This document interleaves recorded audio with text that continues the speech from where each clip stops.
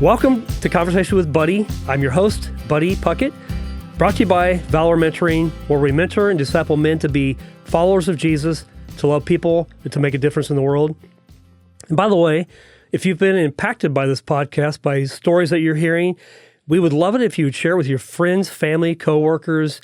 Let's get these messages out, and it's pretty awesome. And today will be no different. We have a special guest today. He's a top, let me read this real quick. He's a top 10 fittest law enforcement officer in the world in the game or the sport of CrossFit. So let me introduce you to TG Brown. Welcome, TG. Hello, thank you. Man, thanks for being here. Thanks for having me. It's awesome. Well, we're gonna dive deep today. We're gonna hear more about you, and I'm gonna introduce you here in just a second because there's a lot to introduce. You've been doing a lot of stuff. A lot of stuff. ADHD. Great. Hey, me too. Sweet. Okay, so ADHD is not a bad thing, is what you're saying. Oh yeah, no, I'm always ready to rock. Dude, I love it. Boom. Okay, let me introduce you, and then we're gonna dive deep on who you really are. All right. Okay, that's what's important, I think. Yeah. Okay. All right, you've been married to this lady named Ashley Brown for a little over a year. She's your best friend. You guys started dating, what, 2019? Yes, sir. Okay. You're a stepdad to her son, Canton, who is also a great kid. How's Canton? He's 14. Okay. Awesome. You've been a police officer for 10 years, and you're currently a corporal detective. You've investigated homicides, attempted homicides, sex crimes, and more. Sound about right? Yes, sir. It's a crazy world out there. Yeah, it's definitely different. And I think, by the way, you're probably called into that. I mean, I don't think your average person would want to do what you do. Yeah. I Is that suppose. true? Yeah, I think that's true. Okay, yeah, good. I think I've been doing it so long, it's hard. It's just something I do now. But yeah, I think it's definitely a calling at first. Yeah, totally. You compete in the sport of CrossFit, which we talked about on your days off. You placed in the top 1% in the world in 2024. And then, you're top 10 fittest law enforcement officer in the world as well. Yes, sir. That's pretty awesome.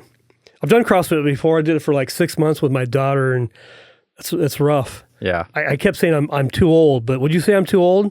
No. Is that just an excuse? No, I mean, I see everybody, all ages do CrossFit, from kids that are 14 to, people that are in their, 80s. It's quite a varied sport, So, I think anybody could try it. You just have to have the right instructor, I think. And it gets kind of a rap for injuries. Okay. People always say, oh, yeah, it's crazy. I get injured a lot.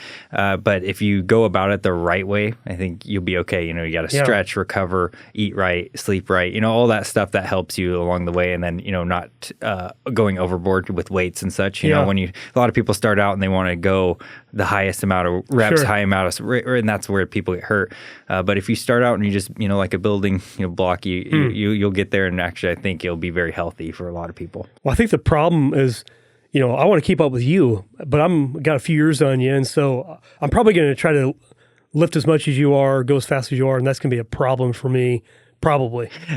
Maybe. And that's probably the competition. It's not, the competing is really against myself. It's not really against you. Yeah. I mean, that can drive me, but that's probably the wrong motivation. Yeah. I think you versus you is always the best way to do it. I think majority of my training is that when I'm by myself, and then the competitions come in and you push a little bit harder because the competition's there.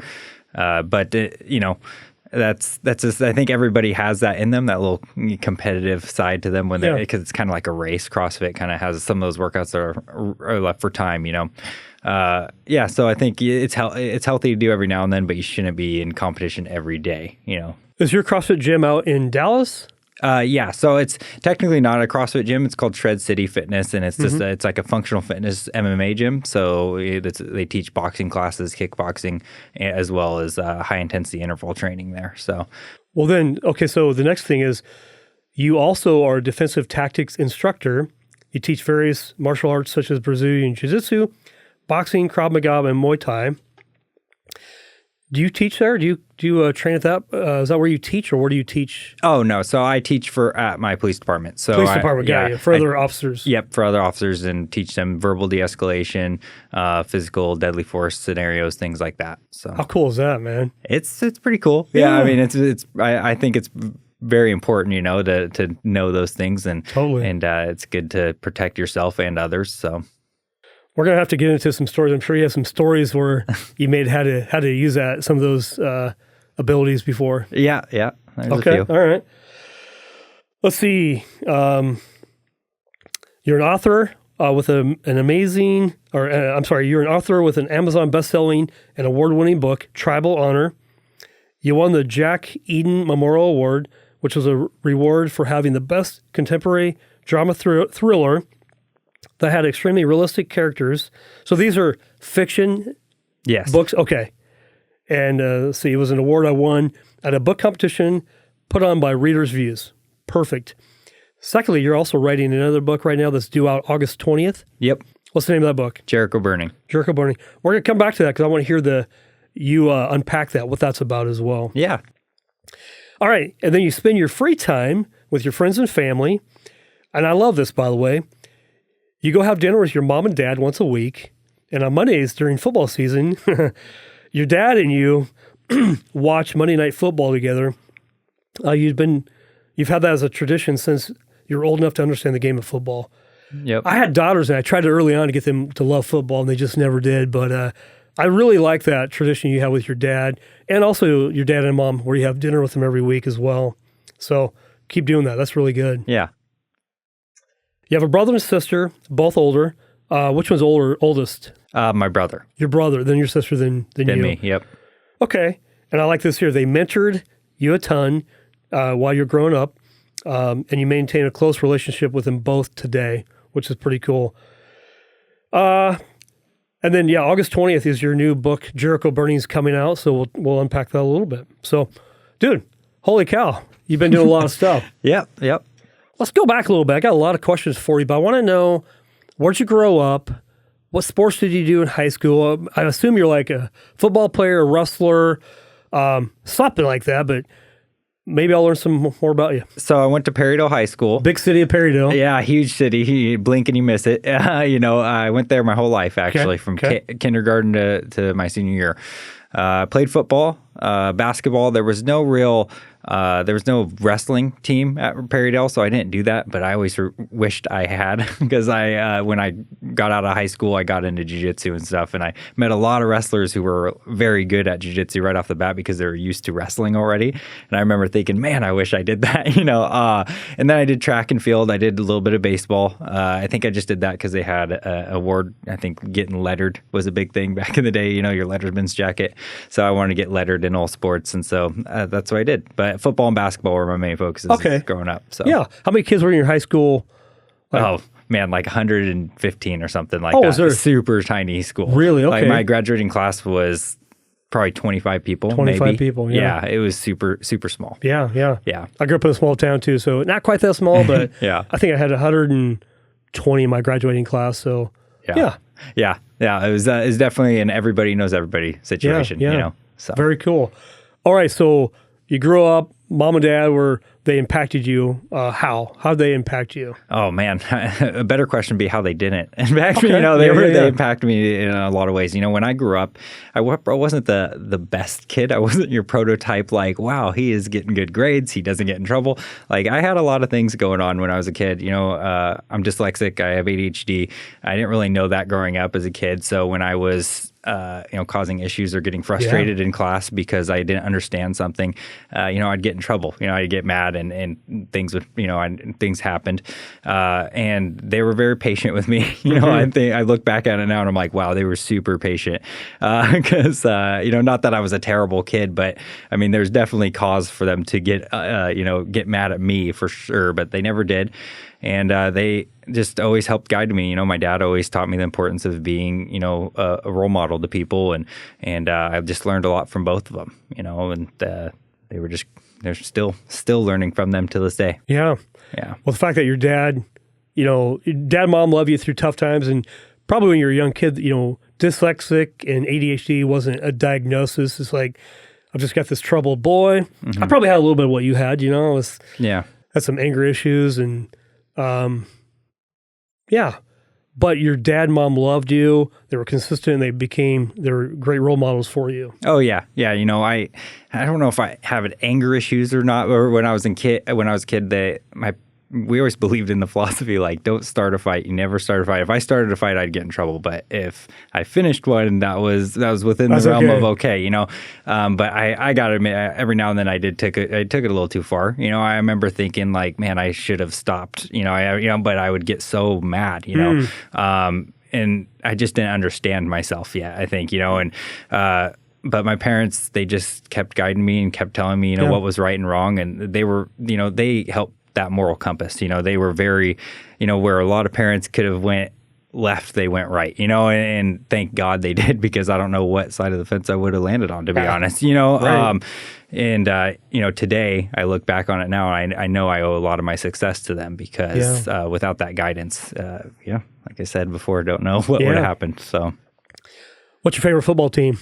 Denver Broncos. Denver Broncos. Come on, man. All right. Yeah, not a Russell Wilson fan. Not a Russell Wilson fan. Okay, I was curious if you're just really following Russell Wilson or not so much. Nope, I've been a Bronco fan since the John Elway days. Okay. I grew up watching. That was around the time I was growing up and understanding football, and John Elway was the thing. Denver Broncos went back to back. And so I fell in love with that. And so my dad was a Niners fan, and he told me, he was like, hey, if you like this team, you're not don't be a bandwagoner. You got to stick with your team. So I stuck with my team. And so I, even when they sucked, I was like, nope, I got to still. And so that's how I became a fan. So if your dad was a Niners fan, typically kids will follow in their parents' footsteps. Why did you not follow your dad's footsteps to the Niners and then you went to the Broncos? Yeah, well, I still like the Niners. They're kind of my second team because of my dad and my brother are both big Niner fans. But I don't know. I think my dad always told me, don't follow. He was like, he always told me, make your own path. And so I guess by me being a little kid, I chose the Broncos. That was me choosing my path, and he was perfectly okay with it. He was like, right on. I think it's perfect. Yeah. Because if your dad said, you're going to be a Niners fan, you're like, no, probably not. Yeah. I mean, it's that rebellion side of us. We love to rebel as kids. Yeah. I have two daughters, and I tell a story a lot. It's kind of funny, but, my parents would, you can't do that, you can't do this, and whatever. And they were pretty good. But I thought, I'm going to use reverse psychology on my daughters. Like, you can do whatever you want to do. I just want you to know you're going to live with every consequence you make. Yeah. Whether you do drugs, drink, bear, skip school, whatever you do, you're going to own all of it. Yeah, I don't think I'm going to do that. And what's cool is they didn't do, well, I don't think they did any of it, but who knows? Yeah, right. Well, too cool. All right, so you grew up in the big city of Perrydale. Do you go to college afterwards? I went to Chemeketa for a few years. Okay. I wasn't really for me. I went there for a few years. I didn't really know what I wanted to do. Yeah. And then that kind of hit a certain point where I wanted to be a cop. I think I always wanted to be, but I didn't think I could be, I guess. I think there was a time out of high school where I was kind of like, oh, well, I don't know if I have the right temperament for it. I had to kind of go on a self-discovery little journey before I started putting in my application out. And then, you experience things. And after you do experience those things, you start to think, I want to help people, and so then I became, started putting in my app at all kinds of police departments and finally got hired at one. So I think it's how life works. I think sometimes we think we can't do something, or sometimes we think we can do something, we go do it, and then it doesn't work. Then we think we can't do something, or we don't know if we would like it. Then all of a sudden you begin doing it, and you realize you actually love to serve people and help people. And that's what you do as a police officer, is you're serving and helping people. Yeah. That's your ultimate goal, it sounds like. Yeah. I'll just be honest. When I was in college, there was a wreck. It was a vehicle versus a pedestrian.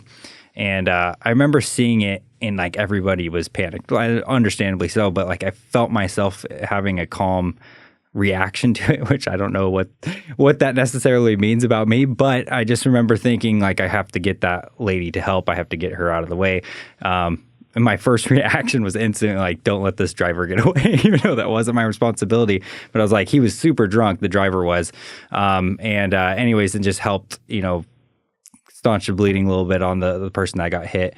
And I remember after that happened, I just wanted to help. And it was a reaction, some people probably never want to experience that again.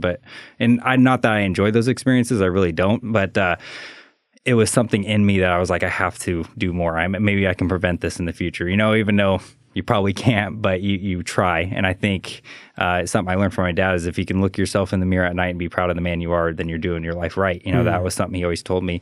And so I remember thinking I wouldn't be proud of who I am if I didn't try, So that's what led me to being a police officer. Yeah, well said, man. Yeah. It's what motivates you every day to get out of bed and go do the work you do. Yeah. Is that why you work out so hard, just to be the best police officer you can be? Yeah. What drives you there? Yeah, that definitely is a motivator. I think when I first started doing the job, I realized how dangerous it could be, if you didn't train. You see a lot of videos on YouTube today, and you see things that, in my opinion, could have been avoided if they did train a certain way. Not everything can be avoided, that's for sure. But I think a lot of things can be if you train. And it's kind of like if you got a test coming up and you don't study for it, you're going to probably bomb that test, right? Yeah, and so for me, every day is a test. So I just get up and that's how I go about my life, because I want to avoid that. I don't want somebody else to get hurt because of my lack of training, so it is this driving force in my life.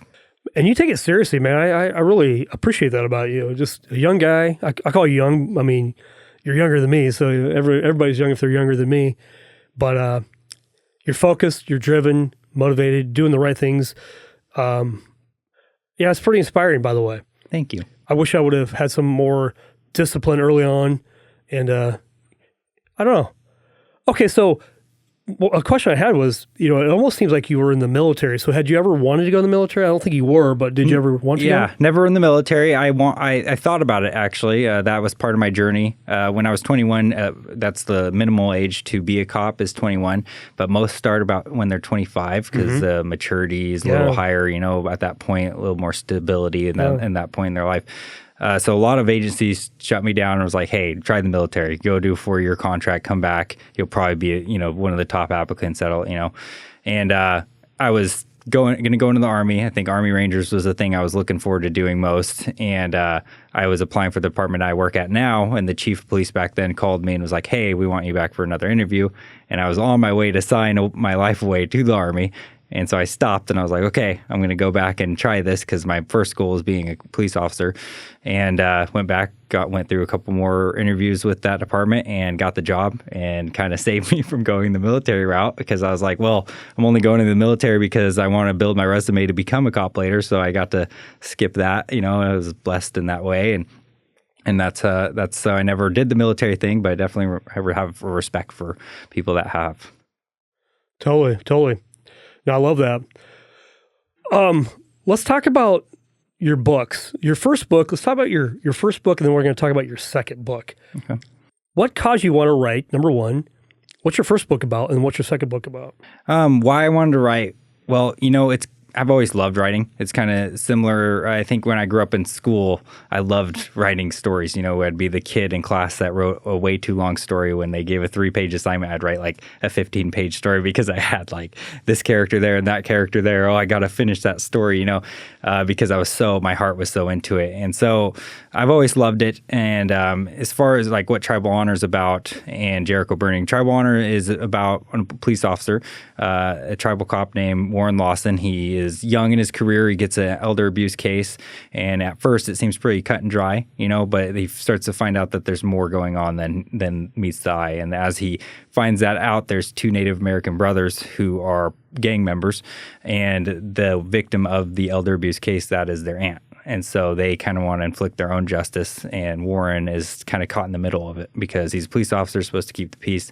So he has to protect the suspect in some cases versus these 2 Native American brothers who want justice of their own. So the story kind of goes, a lot of chaos ensues after that. It's kind of a mystery with some action and thriller in there. Yeah. So, but yeah, I think, I write in crime fiction genre, but I definitely use my own experiences in that genre because it adds a level of authentic feel to it. I think that my experiences definitely are implemented in my work and that's what makes it feel so real, even though it's a fictional novel. And then the second book, Jericho Burning, it's a continuation of Warren's career. It's about 7 months later after the events of Tribal Honor. and it's set in a 24-hour period. So it's set during the 2020 wildfires. So that's kind of happening in the town. Town's literally on fire, and there's a guy that decides that he's had enough. He's hit his breaking point. He's kind of a mild-mannered man that's dealt with a lot of crap, and then he says, I have had enough. And so he breaks, and he goes on a killing spree. And Warren Lawson's got to stop him amidst all these fires. And it's kind of like a manhunt story. It's like The Fugitive meets, I don't know, whatever fire. Just like it's like a natural disaster movie meets The Fugitive is kind of what I thought when I wrote it up. And so it's like it's pretty much an adrenaline fueled type of story. It's awesome. Yeah. That comes out August 20th. Yes, sir. Okay.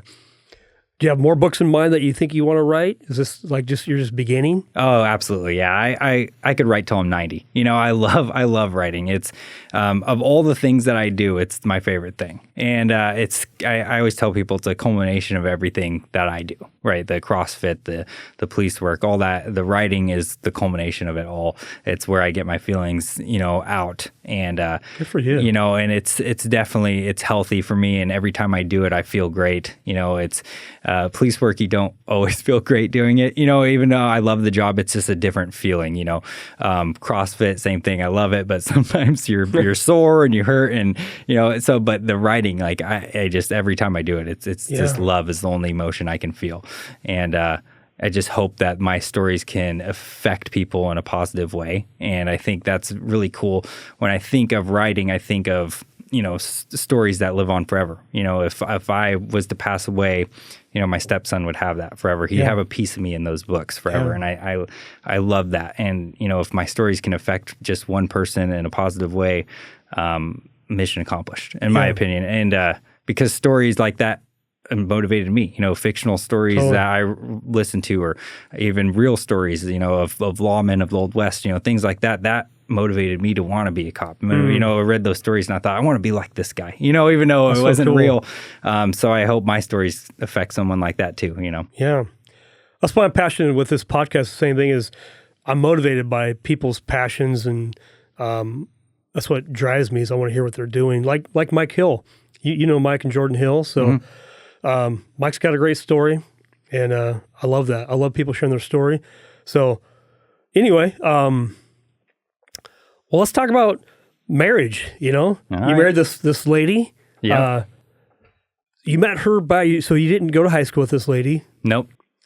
How'd you know she was the one? Well, how'd you meet her, Ashley? And then how'd you know she was the one? So I met her. You're on the spot, brother. No, I don't mind at all. I met Ashley while I was working as a patrol officer, and she worked for a mobile crisis response team and for the county of Polk County. Anyways, so she would respond to people in crisis calls, so mentally ill subjects, people that are having a mental health crisis, all kinds of things. She would come and help negotiate, talk with them, and kind of help them, talk them off the ledge, so to speak, right? So we met on a lot of calls, because, people on drugs, for example, that are highly erratic, she would come and try to calm them down, and things like that. So she actually rode with the police officer and had a vest on, the whole works. Oh, wow. But wasn't an actual cop. She was just there to, she was there helping the police officers. It was a super crazy job, in my opinion, because she's not sitting there. She doesn't have a gun. She's not getting trained, so she was getting in, like, they'd be chasing people with warrants and stuff, and she's just kind of hanging out. Like, okay. Cool. Yeah, but yeah, so that's how we met. And I remember meeting her and hearing her outlook on things. And I remember thinking, I was like, oh, that's a better way to do it. I was kind of like a loner at that. I'm very focused on my job. And I think she helped me see, feel a little more human, I guess. I don't know. Not that I was a machine or anything, but I definitely didn't. I repressed a lot of emotion because I was like, I had to be strong. I had to focus on my work. And so, and then hearing her talk and think and all that, she was like, one thing, she's way smarter than me. And I was like, wow, this lady is like great. And so I felt her making myself better, and hopefully I was having the same effect on her. And, and then we just kind of hit it off, and I was kind of like, hey, you want to hang out after work? And she was like, yeah. It's like, right on. So, and then we, went from there. It's awesome. Okay. So you guys met in 2018, got married about a little over a year ago in May. Yep. What's the this is for me, this is great for guys to hear. I've been married for 32 years and I'm still learning how to love my wife, right? And be married. Yeah. And so what's the greatest lesson you think you've learned in being married for 1 year? Oh, greatest lesson. Well, and you said a lot already, but yeah, I mean, one thing, she's a marriage and family counselor, so she knows what she's talking about.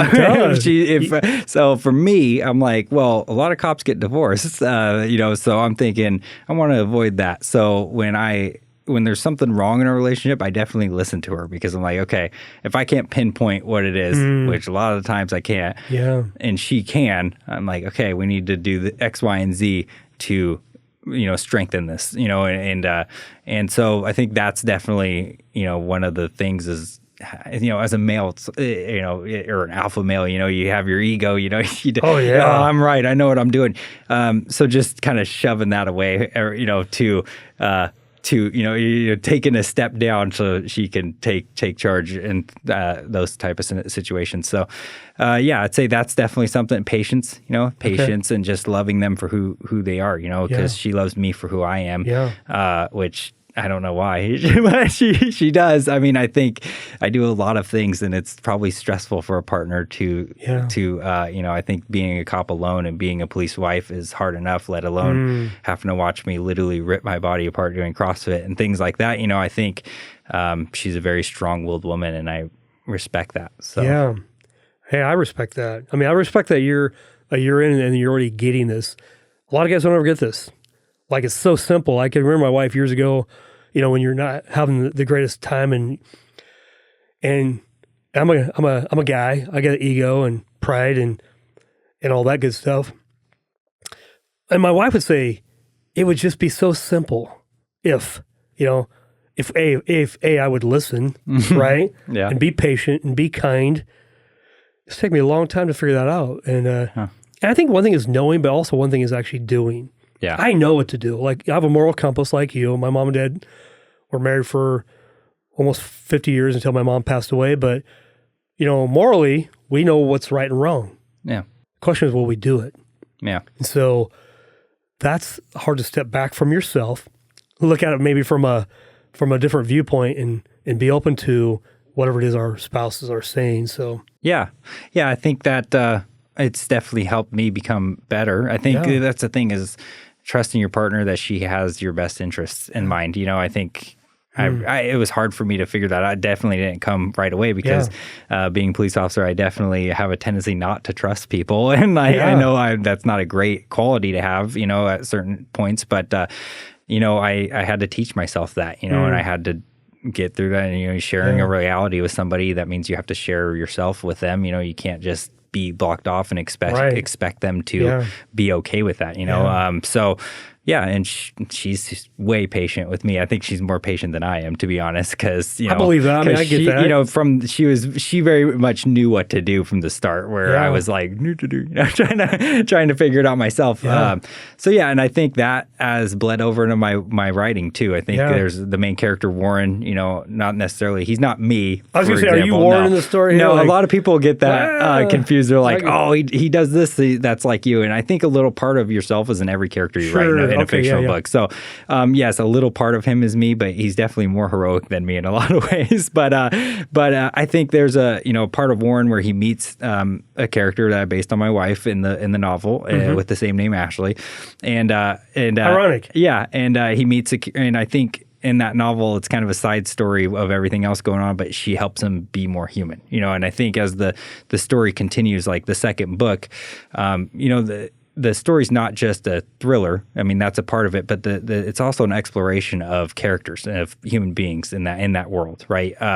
And so with Warren's character, he's this strong, kind of macho, strong dude, but you see, when you're reading the story, you see that he is a normal human being, and he has these feelings, he has these emotions. By the end of the second book, he's starting to face them. He's actually seeking counseling, and he's starting to face that. Where in the first book, he's kind of doesn't know what he's feeling, so it leads to a very emotional reaction at the end. But it kind of leaves you hanging as a reader. But I built on that in the second one, where he can't hide from that anymore, and he's got to face that, and what's that going to look like in the future. And as he does that, I mean, I don't say it in the book, but you can kind of read between the lines, is that Ashley is is helping him get there, with their conversations, with their with how she cares for him, even though he's stubborn and certain, and things like that. So it was very important to me to write that in there because there's a high divorce rate in law enforcement, Totally, yeah. and I think having a character that has a strong bond with his partner is maybe inspiring in a way. I hope so. Anyways, or at least people can read that and be like, oh, that's really cool, Yeah. So, yeah. Well, I think in a way, a few things I'm thinking about is by you writing books, it's kind of like journaling. We're just downloading our thoughts and putting it on paper, and sometimes separating ourselves from the emotion. You as a police officer, maybe this is your form of journaling. You're actually writing a book, and I like that. And I sense a lot of humility in you, which is really cool. You don't have it all figured out. No. You do have some challenges. We're guys. We can get emotional, and we do recognize that a wife is needed to help us be better guys. Oh yeah. Would you say that's true? 100% true. I think like human beings are needy people. Like we are. Well, think about it. So and that was something in my book too that I really want to touch on is that, people, we need constant, we need validation in our life. Yes. We need that. And so, like your parents can do that for you or whatever, but they can't be there every second of every day, validating you because you're going to grow up and you're going to have your life, and so, who can do that? Your partner can do that, right? So your partner can do that every day and that can help you, along the way that and unlike anyone else can do, in my opinion. So yes, I 100% agree with that. And then really the thing is, if you let them, because we're guys, we love to. I have a wife and 2 daughters, and guys kind of go into little boxes. We call it. My wife would say, "Are you in your nothing box?" I'm like, I can just go, kind of disappear in my thoughts, and just. Women tend to be over. They have kind of like lines to every box. There's no box. There's just one way of thinking.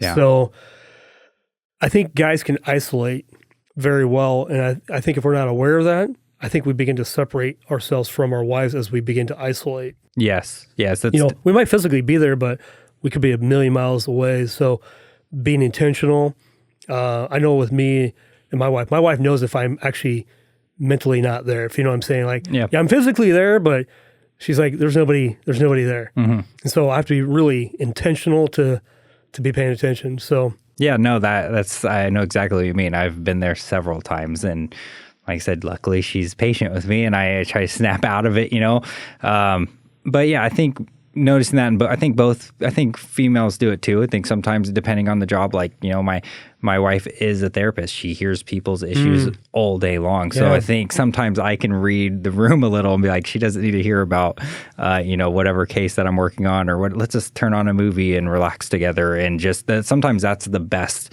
thing to do. Just let's just hang out. Let's cuddle on the couch and eat some popcorn or something. You know what I mean? Yeah. Something like that might be the best thing to do. And maybe you guys can connect later about your day. So I think those type of things are important to know about your partner. And so it's very hard though, because you don't realize when you're in your box too. I think it's pretty normal to be in your box sometimes, because maybe you don't want to feel emotional about it. You want to hold it in, whatever.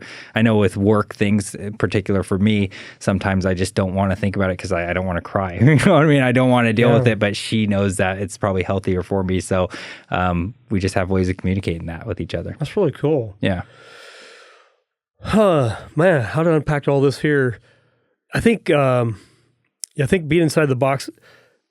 I think for me personally, I'm trying to fix a problem, and for me, it may or may not be in my marriage. It might be at work. I'm always trying to solve a problem. So that's kind of my challenge. Is like my wife's like, what are you thinking? I'm like, I don't know, but I have a problem.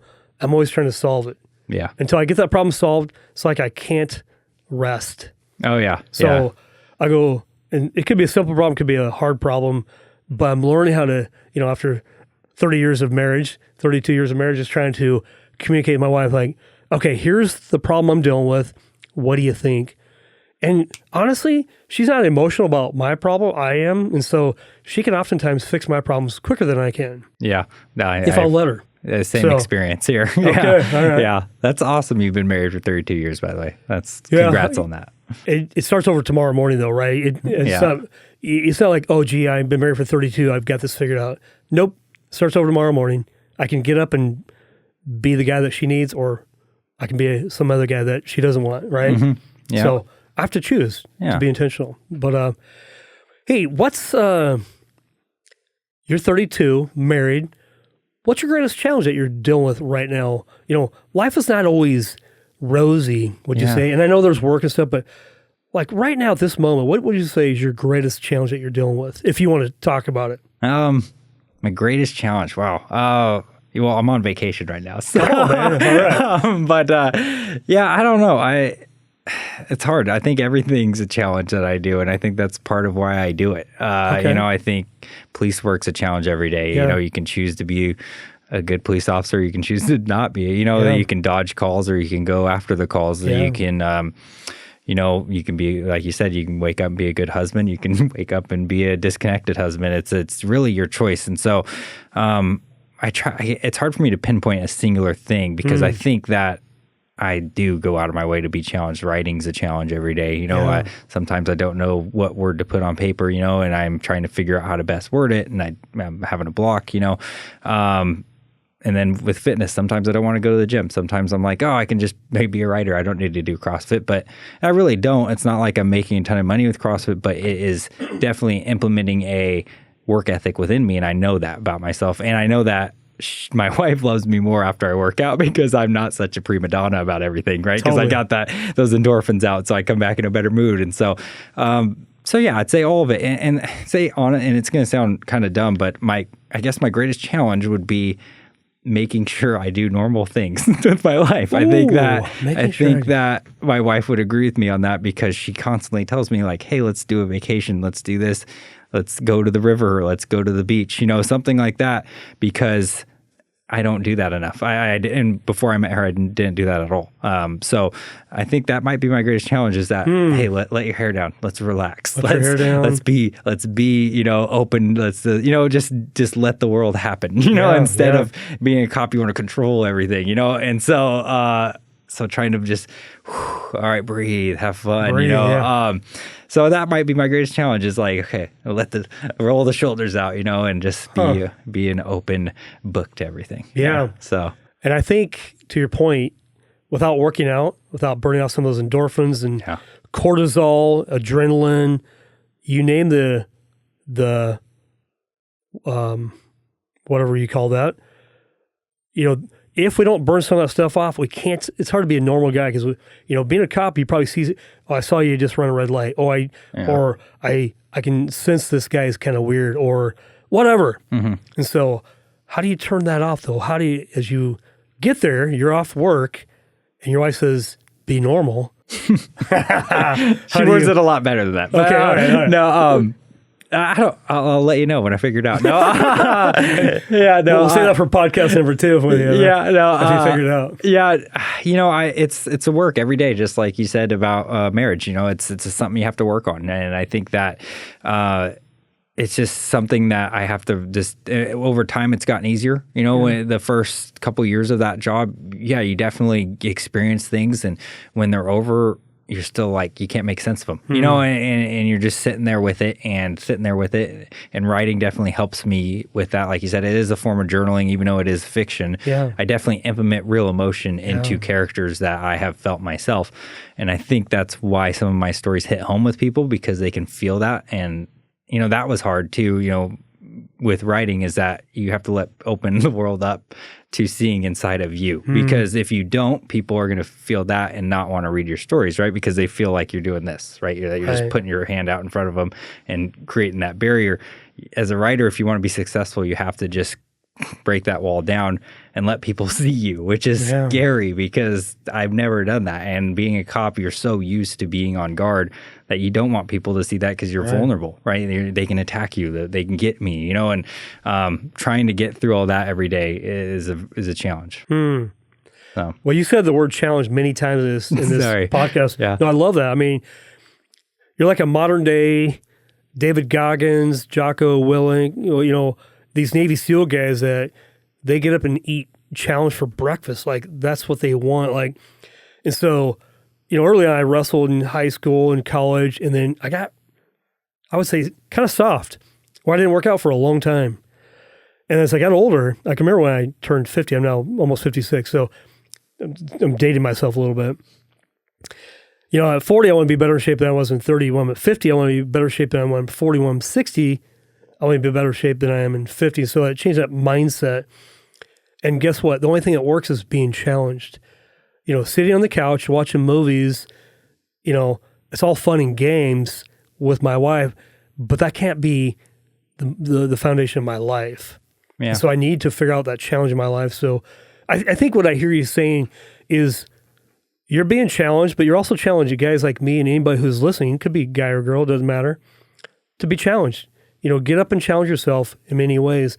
And I think the way, to be a great husband, to be a great cop, is journaling and working out are some of the two things that you do well to stay focused. Yeah. Yeah.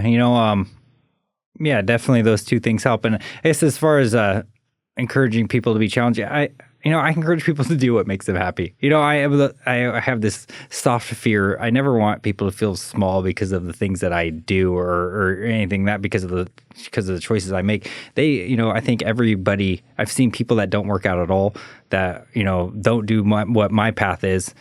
Incredible human beings, though, things that I could never do myself, right? Because they're just strong in a different way. True. So I think that, there's so many different ways you can be challenged. So, if fitness and that stuff is not something that you love to do, because you have to love what you're doing, I think, to keep going after it, right? So, I just encourage people to do what makes them happy. I think that's the main goal, and I think it's easy to see somebody in the fitness world because I started, not, in the fitness world and seeing people that were fit. And I remember I felt like, oh, I'm never going to do that.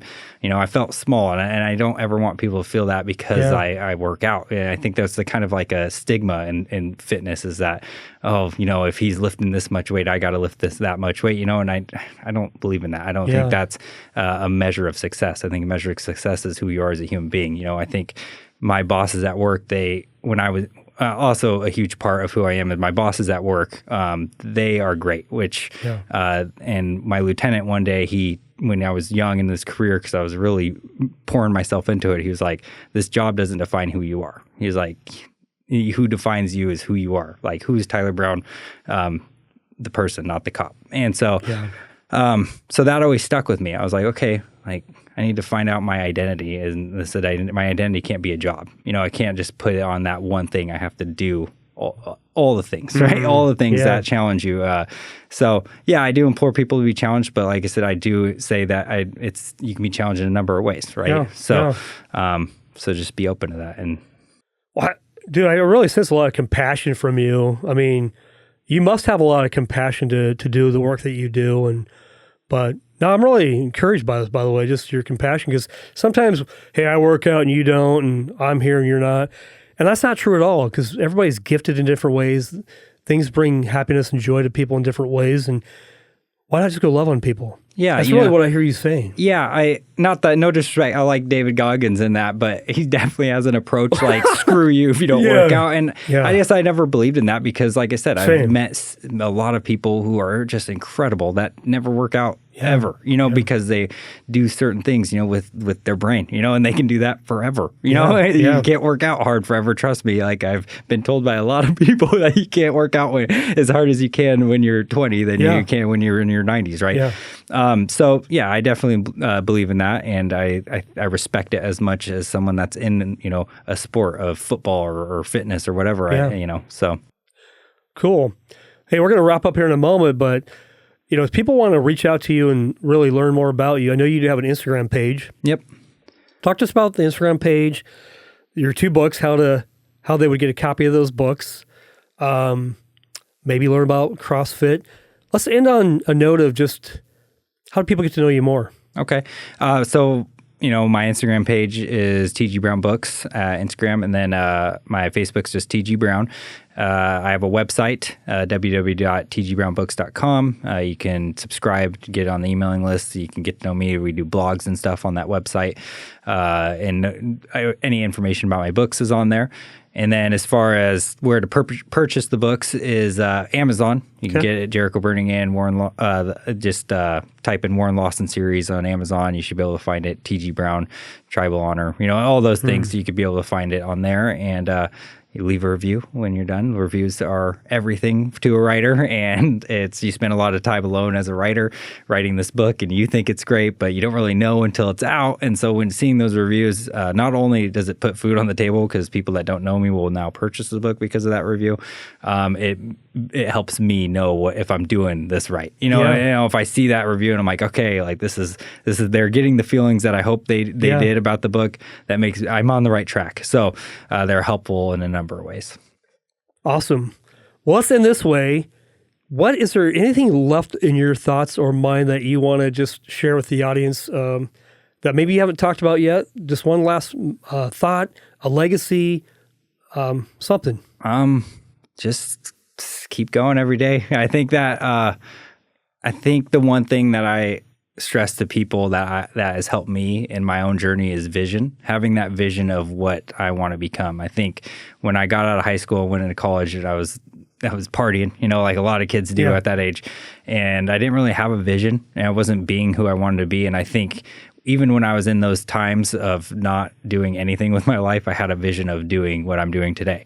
And no matter how dark it got, I just constantly, I was seeing the light at the end of the tunnel, so to speak, where I was like, okay, I'm going to get there. I'm going to get there. I'm going to get there. And so I think that always helped, is that being positive with yourself, being kind to yourself is what my wife always calls it, is being kind to yourself, because it's easy to get down when a bad day happens, when you wake up and everything seems to go wrong. You spill your coffee on your shirt, you run a red light and you get a ticket, whatever, all those little things. And then you think, I'm never going to get there. But you will. You just got to trust it. You just got to trust that if you keep doing little decisions every day, you'll get there. And so that is my biggest piece of advice, I think, because that helped me. And a lot of people told me that along the way, like, hey, you'll get there. Like, you'll get there, Tyler. Like, come on, just be positive. Don't get mad at yourself. And here I am today, and I'm still learning. I'm still wanting to do more. There's still things that I haven't accomplished yet, and I hope to get there, and I still use that to this day. Yeah. Well said. So really, to the audience, keep moving forward. And I know there's a lot of limiting beliefs that we have. I have them. Yeah. Like, this was never going to happen. The key is just to keep moving forward. Get up every day, keep doing the work, and it's amazing what will happen when you do. Yeah. It won't happen overnight, but it will happen over time. So, TG, really appreciate you being on here, man. Thank you so much. I'm encouraged about your books. I'm not necessarily a fiction reader, but I might be now, just because I want to hear some of your stories and see how you live. Well, thank you. Yeah, no, I think you'll like. I think nonfiction readers find something to like on it. Like if you read, I don't know if that's what you read typically, but I've heard that from people that they read nonfiction, but they read my books and it feels like nonfiction, even though it is fiction. And so I try to entertain, enlighten, and educate people with my books. So so it's kind of like a nonfiction, because that's what those books do too, but with a little bit of entertainment factor. Perfect. Well, thanks again for watching us this week and listening to our podcast every week. We appreciate you, the listener. If you were encouraged or inspired, please share this with somebody you love, and we'll see you next week. Thank you so much.